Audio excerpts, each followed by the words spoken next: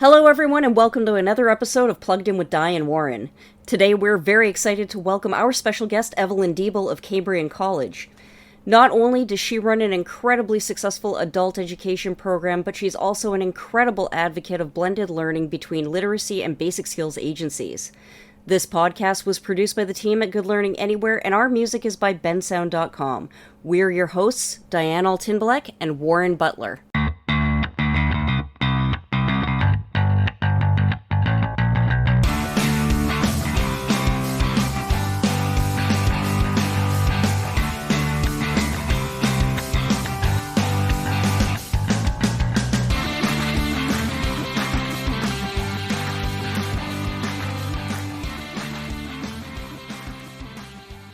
Hey, Warren, how are you doing? Hey, Di, I'm good. How are you? I'm great. There's been a lot going on recently, and it's kind of overwhelming, but overwhelming in a good way. Oh, yeah, we're getting pulled in a lot of different directions. It's close to our year end right now, and a lot of report writing and a lot of planning for the next 6 months to get us up and running here. So, yeah, no, it's definitely very, very busy. Yeah. It's that time of year where we have to, make sure that we're checking our goals, making sure that our learners are on track, moving people on as much as we can, if it's a benefit for them, and then getting ready to carry them over into the next year. It is definitely a big time for us. Oh, yeah, no, definitely, for sure. I hope you're finding some time for some self-care and stuff like that in between. Well, we just got hit with COVID, so our household is isolated right now. I So am so sorry to hear that. How are you feeling? I'm fine. My youngest son got it, and so he is 14, and it hit him hard Saturday night, and then every day seems to be getting a little bit better. But yeah, I have no symptoms. My wife has no symptoms. My eldest son, he's fine. It's just yeah. So I don't know what's going on, but yeah, we're doing okay. We're doing Well, okay. hopefully that means those vaccinations work. Yeah, something definitely seems to be working. So it plays with your mind though. That's one thing, Oh, yeah? you know. Well, it plays with your mind because you don't know like what's going to happen or how you're going to react. And a lot of people will say, oh, it's just a cold, it's no different. I'm like, I don't know if you can treat it that way. Maybe afterwards and you're healthy and you feel fine, maybe you can say that, but it definitely plays with your mind for sure. Yeah, we've managed to avoid getting it so far, but I know a lot of people who have gotten it. It's a really, really mixed bag with symptoms and severity. I know some people who are 100% asymptomatic, and I know some people who said that they've never been sicker in their life. And I've got some people who are like, yeah, it was a blip and it's gone and I feel fine. And then there's other people who are like, 6 months later, I still have X, Y, and Z problem Yeah. that I never experienced before I actually came down with COVID. So, it's kind of scary for me in that way because I have asthma and I don't know how I'm going to react to getting it. Yeah. And I think it's just kind of a matter of time at this point. Yeah. So, Well, yeah. I went for a walk with the dog yesterday. Normally at lunch, we take a little walk, get some fresh air. And so I went for a walk, and my throat starts maybe feeling itchy, but then I'm not sure. I'm like, I don't know, do I might have a symptom here? So come back home, take a test. No, everything's fine. So it just Wow. plays with you, right? So you're just sanitizer everywhere, just making sure. And that's all you can do. How are the kids doing with no hockey while they isolate? Well, that's the tricky part too, because they're coming up to their playoffs, and yeah, they like to be active. So locking them up in their rooms right now, it doesn't help. It Mhm. just adds to the frustration. But they're keeping themselves busy. So we're trying to do things just to kind of get the time to go by. So Yeah, maybe Owen can get another podcast recording in. I've been listening to his podcast and he is fantastic. yeah, that's the plan. So now he's got some time, and then there's going to be March break and all that good stuff. So now he'll have a bit of time. So yeah, he started a podcast back in January, and he's 14 years old. He's inviting a few different people, so he's got he's got some plans to bring in some more guests for his podcast. So yeah, it should be exciting. Yeah, well, like the first couple of episodes, like his format is excellent, his timing is excellent, he's a great public speaker, good interviewer. I was super impressed with his second guest. I don't know how he got the goaltending coach for the Seattle Kraken, but I was a little bit jealous. I was just like, oh my gosh, this kid's got a more high-powered podcast than we do. He knows quite a few people. And what's been interesting, I think, with his experience starting a podcast is as he's told a few people or he's invited someone, they'll say, well, I can't do it, but I know these three people that you could ask, or I will ask on your behalf. So it seems like once it gets out, he's getting referrals from other people, which are starting to make it a bit easier for him to kind of just generate a list and kind of plan ahead. And he sent me something the other day. There's a company out there that matches podcast guests with him and whatever he wants to do. And somehow, as a host, he's supposed to get paid through this app. I don't know what it's all about. I got to take a closer look, but actually, it's called Podmatch, and they contacted us as well. Okay, there we go. Yeah. So what they do is you subscribe to it, and as a subscriber, you get to view different profiles and so forth, and you sort of like build a list, and they start recommending people to you. And if you choose the guest, a guest from their sort of membership, they pay you, I think it's like an average of like $19 per guest to have them onto the podcast. And it was really, really interesting. And I'm not going to lie, Warren, I talked to the guy, I looked into it, and unfortunately we couldn't find enough matches in our field. And we're not exactly wanting for guests either. We've got great guests. Our guest today is amazing. And I almost wish that we had actually hit the record button a little bit earlier, because we were talking about a few things while we were getting set up here. So I'm really, really excited to introduce her in just a minute here. But I want to say congratulations to Owen, and I definitely want to recommend that if you're into hockey and you love all things goalie, you should definitely check out Crease Thoughts, Views from the Blue Paint. I highly recommend it. They're 30-minute episodes. It's available on all major podcasting platforms. And I think that like Owen's got to be the youngest podcaster that I've ever found. And I think that he deserves the bump. No, I appreciate that. Well, I know he'll appreciate that as well, but no, it's very kind of you. And yeah, he's looking forward to it. He's got some good ideas, and for him it's a bit of an outlet. And maybe it's the same for a lot of people that are listening, as we're going through this pandemic, and things are locked down. And he's one of these kids, I always just call him like a rink rat. He any chance he could be on the ice or play hockey, that's what he wants to do. And whether it's at home or wherever we are. So he just loves it that much. And I think, when everything was locked down, it was just a different way for him to kind of keep his head in the game, I guess. And it was a bit of an outlet for him. So it's worked out really well. And I'm sure for a lot of listeners, that are searching podcasts, it's the same, right?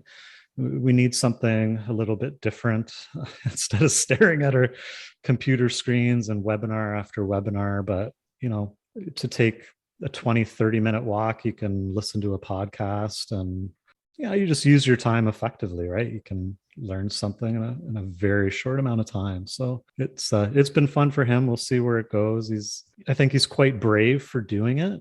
He's putting himself out there, and, I'm sure he'll get critiqued and whatnot, but he doesn't care. He's still learning and having fun. So yeah, it's neat. Yeah, it's interesting too. And I think that what's great about having somebody so young enter into content creation and so forth is I think that it's a good message for people. It's like, if a 14-year-old can find something that he's passionate about and he can create content like this, then you can too. And I just also want to take this opportunity to say that if anybody out there is interested in making a podcast themselves, we can actually teach you how to do that at Good Learning Anywhere. We do have a Moodle course that's an introduction to everything that you need to get started with a podcast.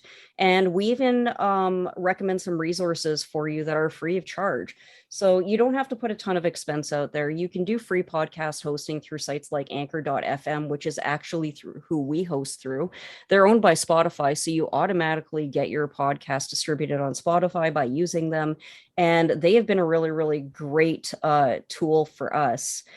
And, there's open source editing software, there's video editing software if you want to utilize YouTube as well.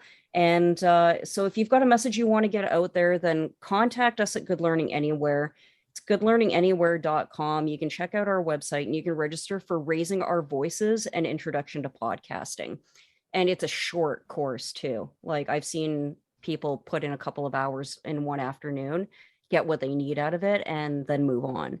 So I am really, really excited to see what some of the students who have accessed that course come up with. So if anybody who's taken that course already is listening and you have started a podcast of your own, fire us an email. Let us know that you're out there, because we definitely want to listen and give you guys those bumps too. So I think that this is probably a good time to introduce our guest for today. What do you think, Warren? Yeah, no, this is great. And I think now's a great time to do that. And before we jump into that, I'll just say one last thing. It is International Women's Day today. And I just wanted to say, like, I'm honored to be here with you guys. I think we're doing some great things. We've got some great ideas. And I think we're really pushing ahead in the field. And so it's awesome that we're here together and we're going to chat. So thanks, guys. Yeah. Happy International Women's Day. For our listeners, this is coming a little bit late because we're actually taping on International Women's Day. But you're right. I do actually want to give a shout out to our staff, which is predominantly female. We've got some very smart, brilliant, talented, powerful women on our staff. And we've got brilliant, talented, powerful women amongst our learners and all of the other women out there of all walks of life and so forth. Happy International Women's Day to you as well. And happy International Women's Day to you, Evelyn. Our guest today is Evelyn Diebel, and she is coming to us from Cambrian College. Evelyn, tell us a little bit about yourself and your role. Well, good morning, and yes, happy International Women's Day. I guess about 14 years ago, I was approached to start an adult literacy program, and I didn't really know what that meant. However, I did have some experience teaching from JK to grade 10. But I've always taught for Cambrian, just doing some continuing ed courses in the evenings, doing the conversational French or customer service, or actually even some other courses with gerontology, which is my undergrad. So it all kind of came together, and I said, really, I don't know much about that. However, here we are 14 years later, and I have been there right from the start. So I have been privileged to meeting so many unique people, individuals that, really felt that their voices weren't really heard, or they didn't have an opportunity to learn. So by giving the community and the surrounding communities this adult literacy program under one umbrella of Cambrian College, and then there's the Employment Ontario offices right in the same building. So people were really interested in knowing what was going on in that classroom. And there was also academic upgrading that was going on there as well. So I have been there through the challenges, and a firm believer of lifelong learning myself. So, here we are. I have a beautiful class, and fortunately and unfortunately, I don't think the pandemic has stopped us any. My students are still motivated. So anyway, we're just trying to learn something new in a different environment. Yeah, we've actually encountered quite a few of your students as well. And we actually had one on the podcast back in December. It was November or Yes. December. I'm not exactly sure. You were actually there for that. You, albeit behind the scenes, and we didn't get to hear from you, but tell us a little bit about that experience. Well, Carmel, she has also been such an inspiration to me. She came to me initially, and she's written many creative stories, and she's just never had an opportunity to learn, nor has she ever had an opportunity to finish, to get to graduate from grade 12. So when she initially came to me, she says, I'm only coming one day a week.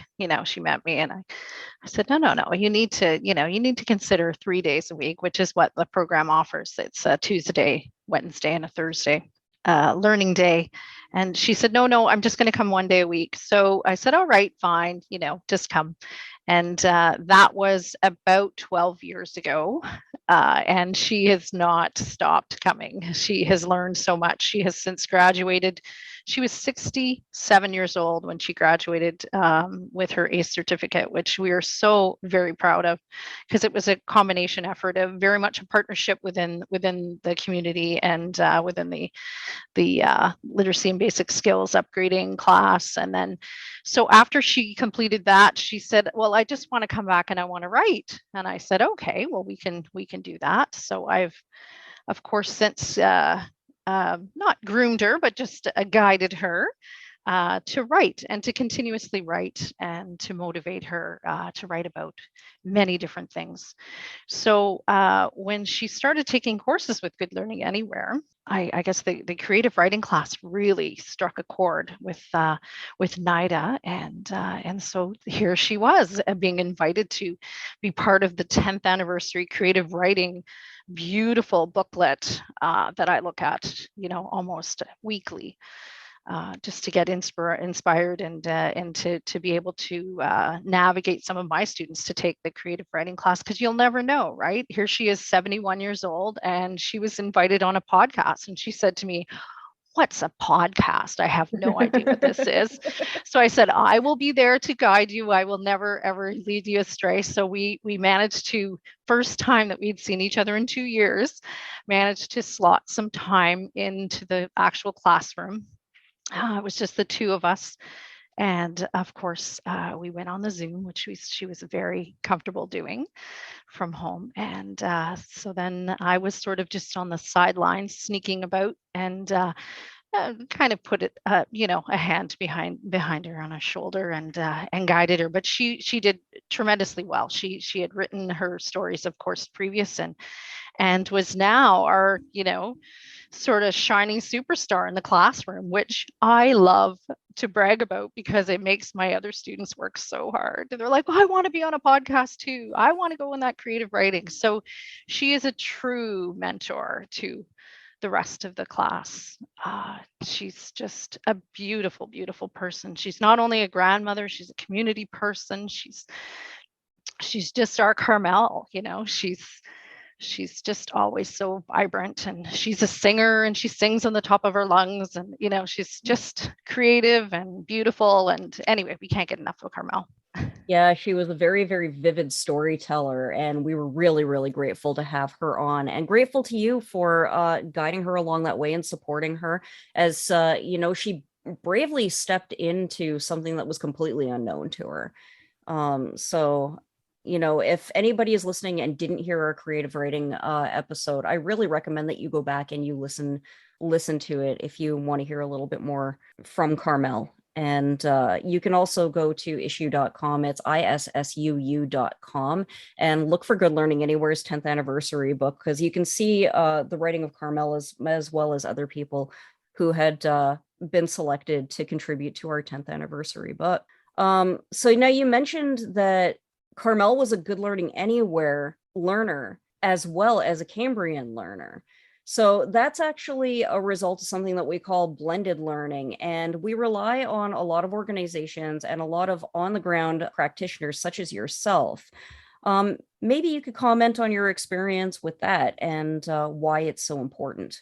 Well, sometimes I feel like my program sometimes stands alone, right? We're sort of in the middle of just learning. However, it's a different styled learning. So I need help. I need partners. I want the community to be involved. I want my students to be sort of open to learning from anyone and everyone, because I think the hardest part about trying to be a lifelong learner is to stick with the same teacher, right? And I know this from experience, because I truly am a lifelong learner, and I managed to get my undergrad as well as my teaching certificate and a master's in adult education, all through either virtual or way back when was correspondence learning, right? So you had to write on the blue sheets and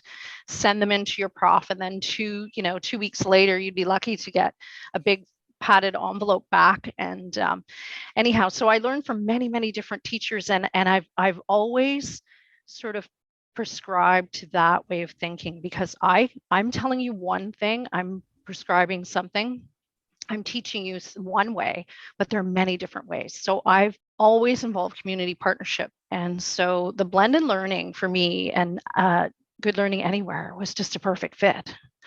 We have all together, all in the same classroom when we were live in the classroom, would take live classes, but everyone would be on the computer at the same time. It wouldn't just be my computer was up on the whiteboard. It would be everyone had to type in the chat, everyone had to say what they had to say, so that I got them really comfortable with that way of learning. So I was really pleased that at this point they have that experience, and they're not as nervous going into an independent study course or a short course that you offer, or even a live class. We often just say, let's take this class together, but we're all doing it individually. So and even we were the testers of a couple of courses, which I really pride myself on it, because after they got comfortable with it, I said, this is our opportunity to have a say as to what they're teaching. So this was a total role reversal. And so we did the real world skills. And so we were the testers of this class. And we had to analyze it and make comments and say, well, that doesn't work. That doesn't really happen in the real world, because they know, right? They have that experience. So to me, it was just a terrific community partnership. And the blended learning, I think a lot of people are afraid of saying, well, I'm not going to share my students with you, because we're all vying for just to be able to continue what we do. But I was never, ever fearful of that. I often thought that was the way it should be. The partnership. I've actually written a couple of academic articles with respect to partnerships and community, because we can't do it alone. We can't, our communities are our communities, but there's a world of knowledge out there, right? And there's so many ways to learn. And so to me, the Good Learning Anywhere courses that were offered, it was completely a perfect fit. Yeah, I couldn't agree more with you about that. And it kind of doesn't really make sense to me for literacy organizations to be sort of like gatekeeping or assuming that they're in competition with other literacy organizations, because, funding is a really, really challenging thing. We can't do every single thing that we set out to do, or at least we can't do it immediately. And we should be lifting each other up. There's a great deal of benefit to literacy organizations working together. And maybe we could actually spend a little bit of time talking about what some of those benefits are right now. Okay, well, the benefits are absolute networking, right? Meeting new people, and I have to give a shout out to some of the mentors that my students have had over the years. However, I think with Good Learning Anywhere, they have realized that, my students they need a little extra care, extra comfort, extra touch, humanistic touch, that kind of thing. So Robin has been just absolutely patient and kind and generous with her time. And and she knows me and she knows my students, and we invite her in often on the Zoom just to say hello and just have a friendly chit chat and tell us about her bird sightings and some of her general interests, and maybe even just this sort of a plug-in for a few courses that are being offered, or some new courses that are being offered. And through this, I mean, how great is this, where I say to the students, you don't have to do it if within our classroom. You can actually do it on a Monday or a Friday or whenever that course is offered. You are able to do this. You can do this on your own now. So, prime example, like they have the picture this. That's a fantastic class to take, and students have to do it out on their own, and they have to have a camera, and they go out in the community and take wonderful photos and analyze them, and so it just builds their confidence and just say, I could do this. And so it's kind of like a hand holding, but it's also just sort of a gentle, road to independence, right? Which is really what I want for my students. I want them to be independent learners. I want them to be able to not necessarily not come to the adult literacy class, but to learn from others and to be very confident in their learning and what it is that they want to learn. That to me is the key. So what is it that you want to do? And they go, well, what do you mean? You're the teacher. Well, no, I work for you. We're working together. So what are your general interests? Let's sort of, just sort of come together, and we'll learn all together. I think it's huge. I think a lot of the programs are taking that learner-centered approach, but giving the learners those opportunities to have a voice in terms of what it is that they want to learn is huge. It's hard enough for people to walk through those doors at Cambrian. That's a huge step. And then if they can open up a little bit and kind of tell you, well, this is what I want to learn, perfect. No, and as the relationships build, now you can understand a little bit more how they like to learn. And it's a pretty neat process of, just seeing how the learning evolves and how the students are developing as people. So it's pretty neat. For sure. And we can't take ourselves out of that equation, as I hesitate to say learning practitioner, but I kind of am. Like my entire master's thing was all about learning, but in a different way, and learning about yourself. I chose to do an autoethnography of my culture and the way I learned, because my first language is French. So it's like, oh, wait a minute, I think so differently than others, in that sense, because I just didn't speak English and for a very long time, and then had no choice but to learn in English, and then at university level had an opportunity to learn French as well on the same, took French courses simultaneously. So that was really cool. But then I think they see me, sort of modeling it too, because I would say, hey, I don't know if anybody else is interested, but I'm taking the Anishinaabemowin for beginners, course, because I want to learn a little bit more about that.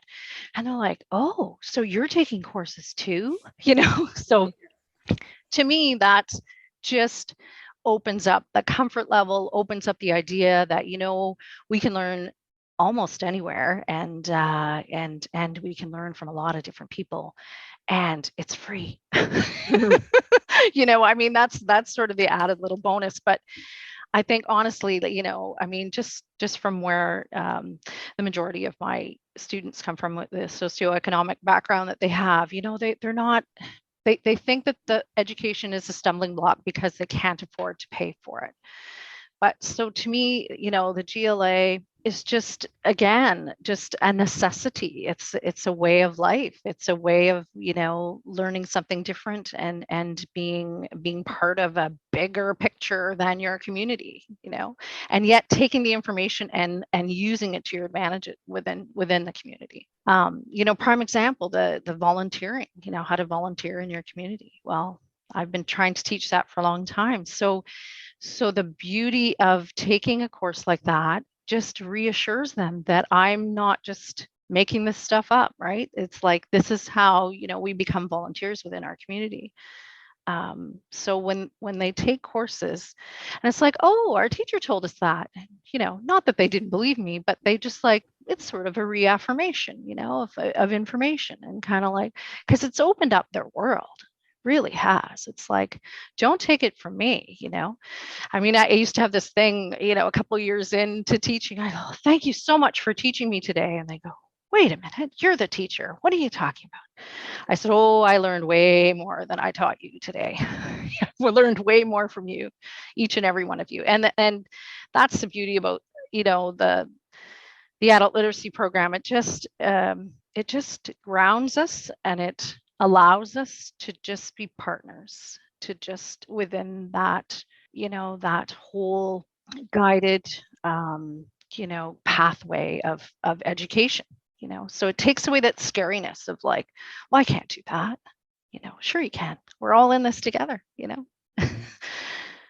That is really, really beautiful to think about. And there's like just so many benefits, and not just to the learners for being able to sort of expand their horizons and to access more, and not just for us being able to experience and learn for our learners, which you're right, we absolutely do too. But I think that one of the benefits around networking between organizations too is that we inherently reach more people. So I was saying before that, like, I don't understand the mindset that we're all in competition with each other, because I've actually found that by working with other organizations, we've expanded the people that we've reached. We've been able to hear more voices and more concerns, and thoughtfully expand our programming because of partnership. We've been able to address the concerns of other people, other organizations that have gaps in their programming and so forth, because we network, because we talk with each other, and so forth. So it's been tremendously advantageous for good learning anywhere, from even where I'm sitting as just a mentor and instructor that, takes on an occasional other, development project or something like that and helps out. Like, I'm not in a position where I'm dealing with the government or the bureaucracy or anything like that, but I can still absolutely see the benefits of working together, working with multiple communities, working with multiple organizations, getting to know practitioners on a different level, and so forth. But with that also comes challenges. So what are some of the challenges that you've come across with blended learning, if any? Well, this is quite interesting, because I think the idea of that I had the opportunity initially to introduce them to online learning. First of all, I want to say the GLA was way ahead of their time, right? I mean, they had this, the pandemic, no pandemic, it's still the same, right? And yet it's such a compliment, and a complementary way of continuing learning, right? In terms of offering services, it's been the same. So my students were comfortable with that. So it was an easy sort of flow to get there. However, the challenge was this. Well, you used to help me and guide me and, assist me in trying to get on, just being able to do the read the email, click the link, type in my name, get me going, I don't know if I can do that.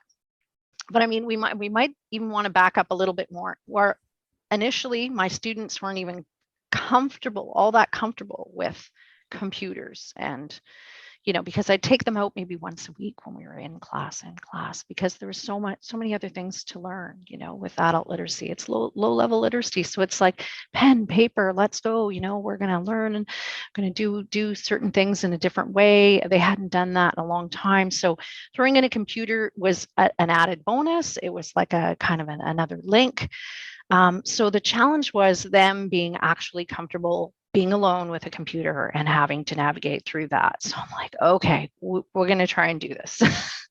For some of my community living learners, I had the blessings of their workers actually go into their apartments, or actually invite them into community living space, board space, like, like a boardroom space, and assist them and almost be like their educational assistant, which, oh my, another partnership, right? I mean, amazing. Couldn't do it without them. Couldn't do it. They, delivering the program. So they would assist them and help them with that. Then the pandemic hit really hard a year ago, where no one was really allowed to go into. So what were the challenges there? Well, some people were left alone in their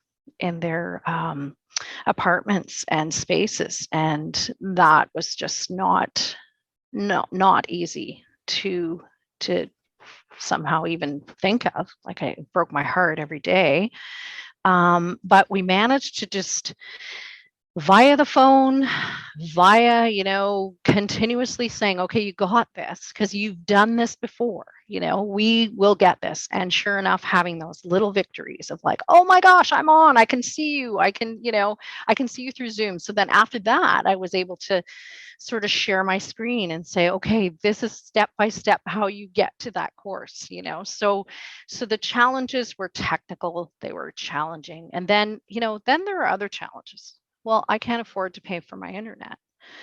Well, my boss, Sue Ferguson, who is, amazing, has always given me such creative flow, and so she's like, well, there are monies for that. The funding is there. We could probably give some internet support, if that's what necessary. So I'll let you sort of, just make a professional judgment and say, who needs internet supports, that kind of thing. So that was another challenge.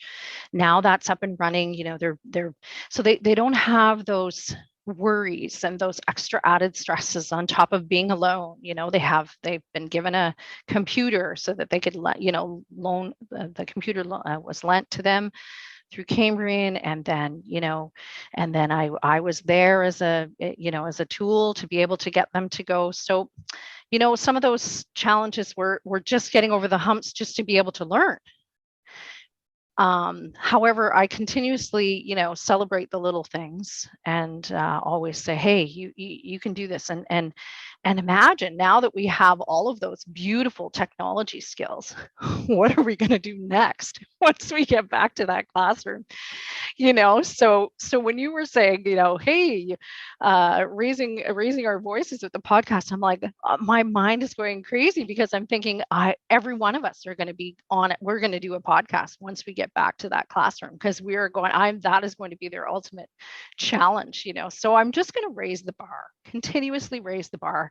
Why? Because it's important. Why? Because it makes them feel so empowered, and it makes them feel, grateful for learning. Like, it's just an obvious, so challenges are meant to be challenged. And I continuously say that I would never ask you to do anything if I didn't think you could do it. I would never set you up for failure. I'm always wanting you to just push. So challenges to me, yeah, we've had a few. However, we've gotten through them, and we're going to continue to go through them. And the last staff meeting, everyone said, oh, Evelyn's students never miss, they're always there. They're so motivated. And I'm like, I don't know. And then I had a brand new colleague goes, what do you do? What do you do that's so different than I, and I say, well, I have the beautiful, amazing opportunity to put my feet on the ground every single morning, Tuesday, Wednesday, Thursday, and work for my students. And I'm not going to waste their time. And it's going to be meaningful and worthwhile, because lifelong learning should be that way. It really should. I had a 50-year-old, initially when we first started the class, where were you when I was growing up? I said, well, kind of the same age as you, so probably doing the same. Just, no, you don't get it. Like, this is just different learning. It's just a different way. It's just, so for someone to say that, it just makes me want to work harder and want to say, look, we've all faced different kinds of challenges in our lives, and they are no different than the challenges we're all facing right now. However, we are going to get through it. And I think they trust me, and they know that, again, I would not give them a challenge unless I know that they were going to rise to the occasion. and be a better person for it, you know? Yeah, it's generally sort of a source of excitement. So when the instructors at Good Learning Anywhere start teaching live courses, if they find out that it's something that piqued your interest and you start recommending it to your learners, and we get a lot of Evelyn learners, we tend to get really, really excited because we know that we're pretty much guaranteed that we're going to have a full class and that we're going to have a pretty engaged one. So amongst the instructors and so forth, it's like, oh my gosh, I got a bunch of Evelyn learners. This is going to be a That's really too good fun. class. That's great. I haven't heard that yet. So that's fantastic. Thank you for saying that. Well, they're super engaged and motivated. And, you know, even the new colleague that I had, he just basically is teaching adult upgrading. And he just recently was hired. And so I invited him to meet my class. I said, you know, we're down the hall, but you'll never get an opportunity to meet them in the next little bit. So why don't you just come on the Zoom and meet my students? So he said in the meeting, I want your job. And I said, sorry, I love my job and I'm not giving up my job ever because it's just, my students are tremendous. They're part of a family. They're part of a bigger picture.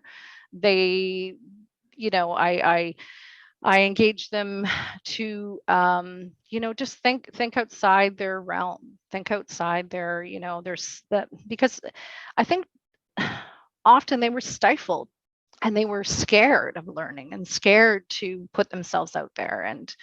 And so now I don't think they're scared anymore. I'm super excited to see what's going to become of, you know, the next chapter in their lives, because they're all, you know, there's some that are ready. They're ready to go, and others don't want to go.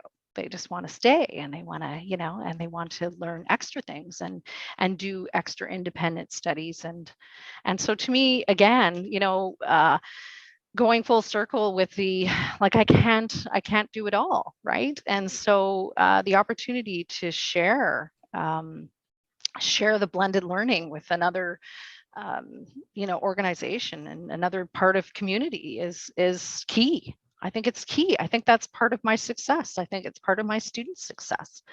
They, you know, when you said the instructors, and they've gone through all of the instructors, right? You know, in terms of all the courses that we've taken, like Every Day's Earth Day. What's that all about? Well, let's take that course and find out. You know, you never know. And so they're always eager and always willing to go, you know, to whatever, however I guide them. You know, and often they'll do things on their own. They'll say, hey, you know what, I just signed up for getting getting a jump on healthy living, or I just thought maybe mindfulness matters, you know, was really important to take. Yes, it is. So, and then I have them actually report and say, hey, what did you learn in that course? So they're kind of like mentoring to their peers as well, which is such a beautiful thing as well. Anyway. Yeah, peer mentoring is something that's really kind of rare, because a lot, like, even though we still do get a lot of people that are referrals from other agencies and in-person learning centers and so forth, we still have a lot of learners that kind of find us on their own, or they get it recommended and then they go on the internet and they find us and so forth. So they don't have that opportunity for peer mentoring because they're not in a location in this kind of blended context with each other. So that is really, really special. That's a really, really beautiful thing. We see it come out every once in a while in the live classes, though, is, you know, somebody who's either a little bit more experienced or a little bit more brave. You'll see them going in the text chat, you know, giving words of encouragement and lots of recommendations for, oh my gosh, well, if you think that what this instructor just said is really, really cool, you should read this, or you should look at this other class and so forth too. So we see a little bit of it, and it's just such an amazing and beautiful thing when it happens. And I am sort of envious of you that you actually get to see that in real time, and probably a lot more often than we do. And I'm really, really happy to hear that that is something that happens. It's kind of neat, Diane? Like, when we talk about community doesn't just have to be your local place where you live. It can, you know, it can be online. There is an online community, especially things that we do online. there's people logging in from all over the province, large centers, small centers. But it's just kind of neat to see how that community can build, especially when there's trust and there's confidence and a bit of self-esteem. You really see people, take advantage of their learning opportunities. So we're very fortunate, I think, Diane, to have programs like Evelyn's that will come in and they're, willing to try something new and, maybe a little nervous and anxious at times, but at least open to trying, which I think is a huge step. I think that's so important. Yeah, I 100% agree. That's amazing. And just like on the note of what you're saying about like building an online community, we do see quite a bit of that. So we have learners that are from all over Ontario, and every once in a while they get an opportunity to sort of run into each other in a session. And I remember our most recent sharing circle where we had our paint lesson with Angela Benedict. Early on, when we were just getting logged in and people were coming in and getting set up, there were conversations going on between the learners. They were like, oh my gosh, I haven't seen you since we had this class together. What are you up to? There's a couple of them that are very, very social. They were exchanging their phone numbers through the text chat, and they're like, we should text, we should hang out on Zoom and video chat and so forth. And I was really, really touched and really, really moved by that, because we had a hand in forging those friendships and those relationships. And it was nice to see that different level of happiness sort of come out of this, because it's an unexpected thing, because it's something that's secondary to our main goal. But I think it's going to be a consistent, if I can say, the power of lifelong learning is a bit addictive. So I think it's going to continue. Even though we'll be back in the classrooms, I can honestly say that, just that the blended learning is never going to be going away. So I think that, it's that added touch. It's that added, hey, maybe I'll meet somebody new, within those classrooms and those sharing circles. I know that my students per se, I hope so-and-so's in there, like I'm wondering if they're going to be on there.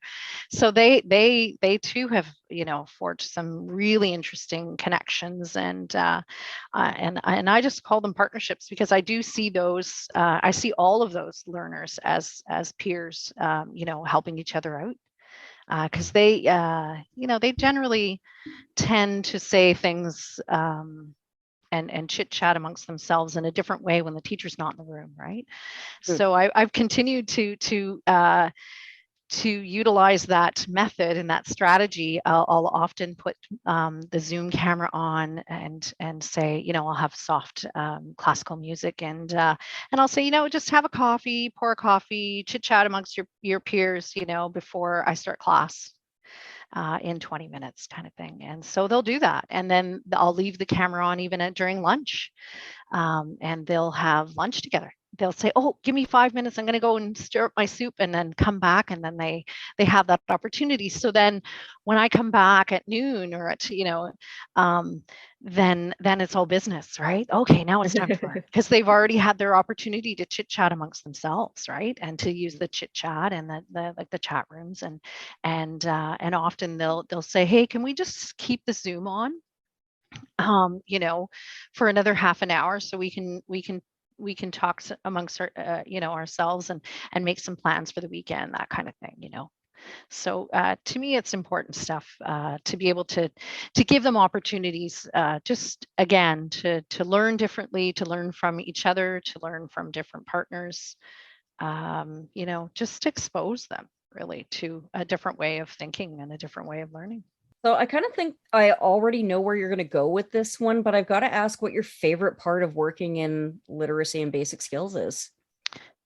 Oh, my favorite part. Oh my, they're all favorite parts. They really are. I can't tell you how much I love my job, and my students know that, and they're respectful, and they know that I will go to great lengths to be there for them. And not only online, I actually deliver packages once a month of hand, photocopied stuff, and little trinkets and little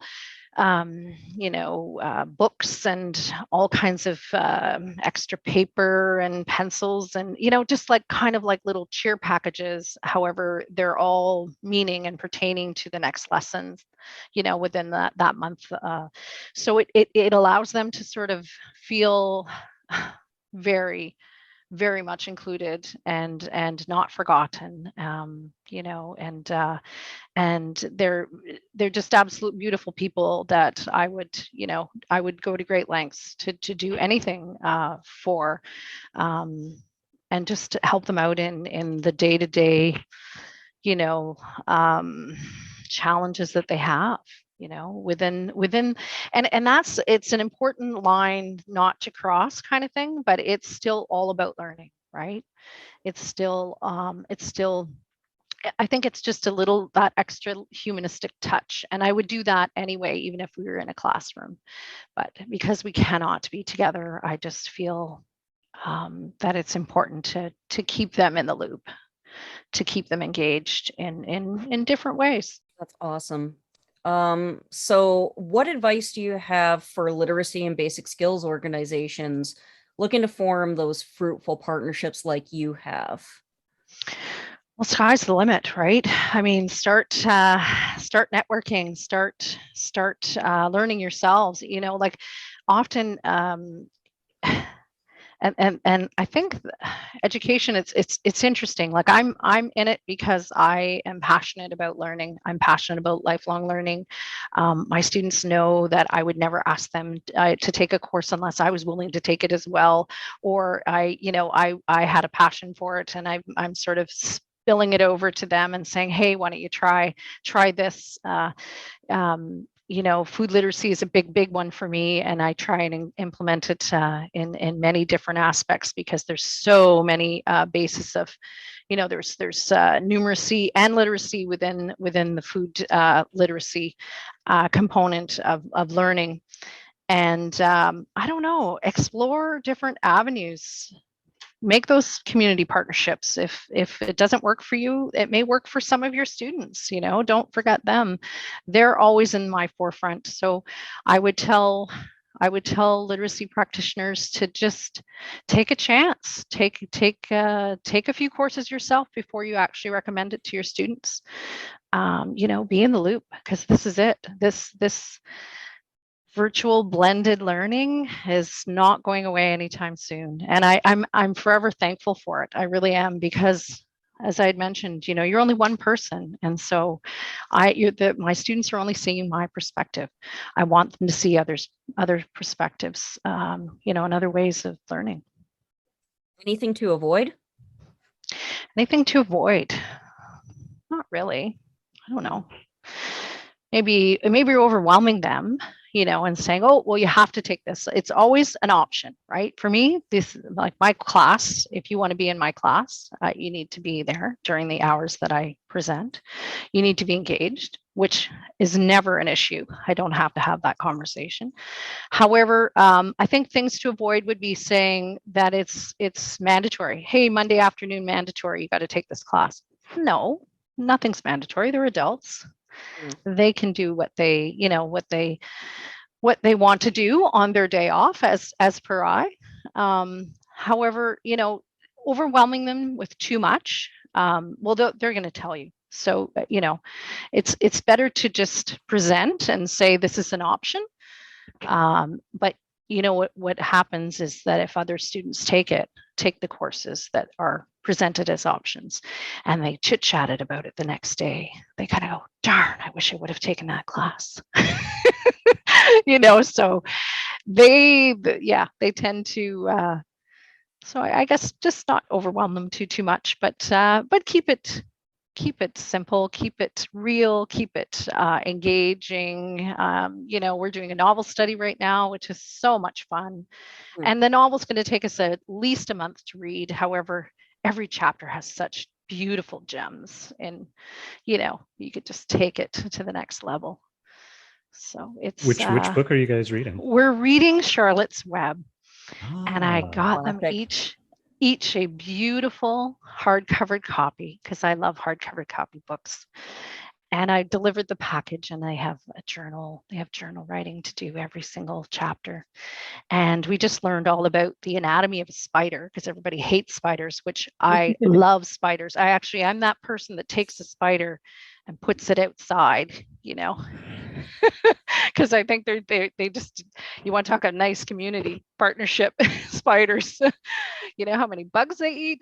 Anyhow, so just giving them the lesson of the anatomy of a spider and the importance of spiders in the world. It's just like, wow, they're like, I didn't know that. I didn't know that. So yeah, just taking a novel and just having some fun with it. And it is a classic. And to be quite honest, not one person has read that book. So I'm, again, a little disheartened. However, you got to start somewhere, right?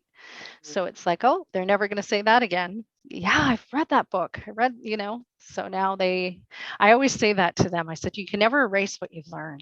That's the beauty of learning. You can never erase that, because now because if I had even a penny for every single time I've heard, I didn't know that, it'd be tremendous amounts of money. However, money doesn't do anything. It in turn, it just allows them to know. They need to know. So once they do know, I say, you can never erase that, never take it back. Now that you know, you have to move forward. And so I think they're forever grateful with that. Yeah, I would be too. So that's all the questions that we have for you. And I was just wondering if either of you have any final thoughts. Well, I think Evelyn's going to have a long lineup at Cambrian once people listen to this episode. That was awesome, Evelyn. Like, I find it interesting that, as you're talking, in the back of my mind, I'm thinking of, similar pillars. I don't know if that's the right word, but I think a lot of our programs have very similar values, and there's a lot of similarities, even though we're different. You're an in-person program, we're an online program, but I think at the end of the day, a lot of the adult learning principles and the values of our programs are all very consistent. And to your original points about building partnerships and establishing trust early in the process, those are all important pieces that everyone can do. All the other programs that are out there, listening and trying to learn for themselves. We have so much to learn from each other, but we're a lot more similar, I think, than what people might think. So it was awesome. I really appreciate your time. It was, it's just motivating. It's inspiring. We're doing a lot of great things, and we certainly appreciate you coming to join us today. Thank you. Well, I feel the very same way. GLA, as you had mentioned, they have a lot of value, and they're a big part of my teaching. So I appreciate all of the efforts and the wonderful revamps of courses and variety of courses. I just filled out your survey, so I just gave you a few more. I gave you a few more ideas. However, the partnership could intensely open to a different way as well, right? I mean, we could perhaps be testers of another course, or if you need any sort of background information with respect to creating a course. I know that with Cambrian, I just had a beautiful opportunity to create an eCampus Ontario course that is for low tech, no tech instructors of adult education, and it was fantastic. I was the subject matter expert on it. It took almost a year, but I had a fantastic team, and we're going to launch it within a couple of weeks. So it is a really, really great course that's offered free of charge, of course, with eCampus Ontario, and there's a plethora of resources in order to just access, because often we don't have the opportunity to have technology, or we have students that have low technology skills. And so we have to start from the start. If we're going to hook them, you have to start from the start. However, the teacher needs to be aware of that, right? So when you have all of this information and all of these different ways of teaching strategies in order to get them to that blended learning, state, because it is a process. It's not an easy process, but once they're there, they'll be there for life. So I appreciate our partnership. I can't tell you enough. I would, we are all in it together. That's for sure. Yeah. So absolutely. I thank you. Well, thank you very much for being here and for sharing all of this with us. We appreciate your insight, and we very, very much appreciate your partnership. And we look forward to seeing more of you and to seeing more of your learners come through Good Learning Anywhere. And very, very grateful for the offer of having you test some of our new developments, because we are heading into a new term. And once that term wraps up, we're probably going to be running headlong into some new developments. And that is probably one of the most exciting times for me. Development is like hands down my favorite part of this job, well, maybe next to teaching.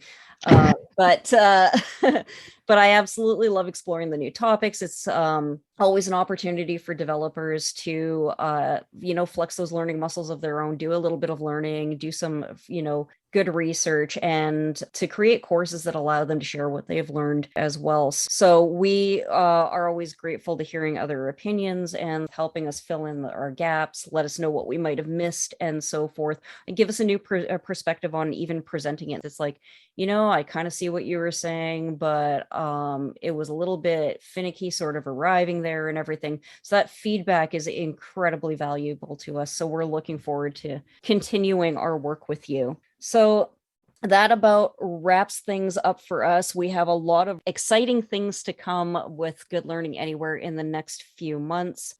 June is going to be our next sharing circle with special guest Classic Roots. He's an Indigenous techno artist that has a really, really interesting story to tell and is a very, very inspirational figure. So we look forward to having him on, sharing a little bit of his art and inspiration and music with us. We also have a new term about to start with a few live courses coming up. In light of it being International Women's Day, when we are recording this, I do actually want to put out a plug for our Introduction to Gender Issues class. Unfortunately, I do not have a time that we are running it, but it is definitely going to be running in the spring-summer semester. So I encourage everybody to get onto Facebook to follow us to keep up on news and release dates, look for our new schedule, or go to goodlearninganywhere.com to keep up to date on that information as well. Warren, do you have a date on when our next course catalog is going to drop? March 22nd, which I think is a Tuesday. Yeah. So that's it'll include all the classes that we're offering from April 1st through June. So all of our independent classes, our live classes, short courses, will all be announced on the 22nd, and that'll bring us right through June. And then, as you kind of alluded to, the end of June, July, and August is really where we put our focus on development, coming up with new courses, tweaking things, and get ready for the fall term, which is typically a very busy time of year for us. So that's the plan. All right, everybody. Thank you very much for plugging in with us and listening. And we will be back again next month with our next exciting podcast guest. Thank you. Thank you all.